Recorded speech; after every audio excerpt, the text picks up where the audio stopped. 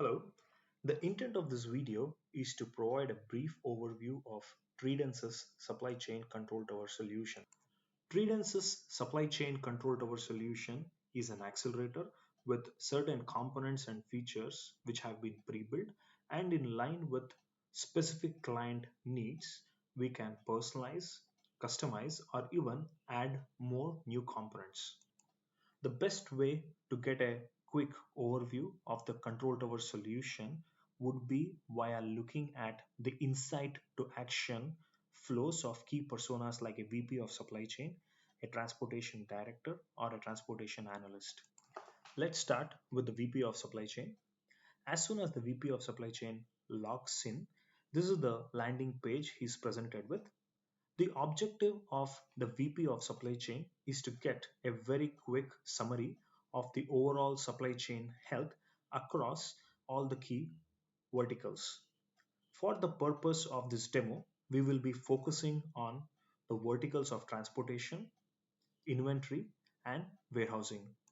The top section provides a quick overview of the statuses across the three verticals. And when he looks at the transportation overview section, he is able to see the spend versus budget of the current week. And when it comes to the next week, he's in addition to looking at the projected spend versus the budget, he's also presented with a cost optimization potential. As he scrolls down, he's presented with information on forecast for the upcoming weeks, which is also a segue into the next section on connected insights, where the supply gaps or projected supply gaps for the upcoming weeks are presented in a very simplified manner. He's able to see the transportation carrier capacity gaps, the warehouse labor gaps, as well as the inventory out of stock gaps at a very aggregated level.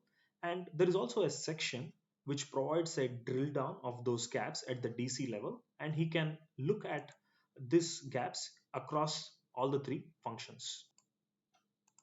All these details help provide the VP of supply chain an understanding of all the areas which need his attention in the upcoming week.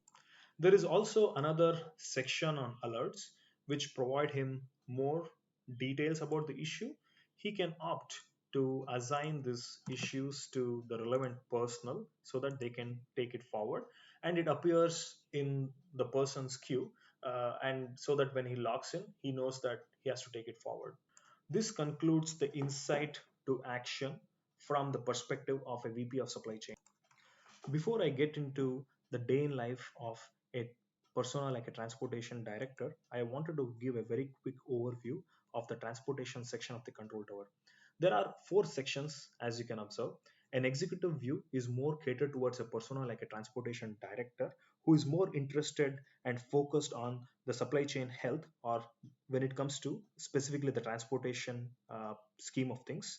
And we have a deep dive dashboard which is essentially catered towards a persona like a transportation analyst or a transportation manager, with a lot of slicing and dicing capabilities so that he can drill down very deep into the data and get the relevant insights, and he can do good amount of root causing. The last two sections are around the simulation planning and the carrier capacity planning.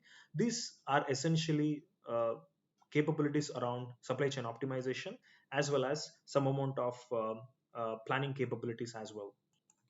When the transportation director opens the executive view, he is provided with information about the current week's spend versus budget, as well as the upcoming spend versus budget of the next week.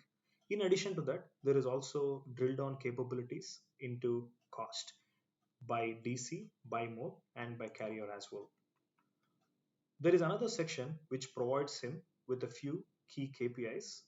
There is also a week on week status as well as trending metrics to know the status of how the last few days have transpired. The bottommost section is to provide the director with a very quick insight as to which are the top performing and the bottom performing DCs or carriers with respect to some of these key KPIs like cost per mile, cost per mile, per pound, and so on. There is also a section around alerts. There are alerts which focus on the current issues, like what are the issues with respect to carriers or DCs or modes in the current week. And when I open these issues, they are giving me all those parameters which have been used in categorizing this issue, like on time delivery, damages, truck utilization, and cost per mile. So, whenever the SLA has not been adhered to, the system flags it as an issue. And there are also issues which talk about those challenges in the upcoming periods. For example, if I focus on the carrier capacity issue, it is providing me with the gaps in capacity for the upcoming week, and I have the option to further drill down on any of these issues. The transportation director will typically assign these issues to a transportation analyst.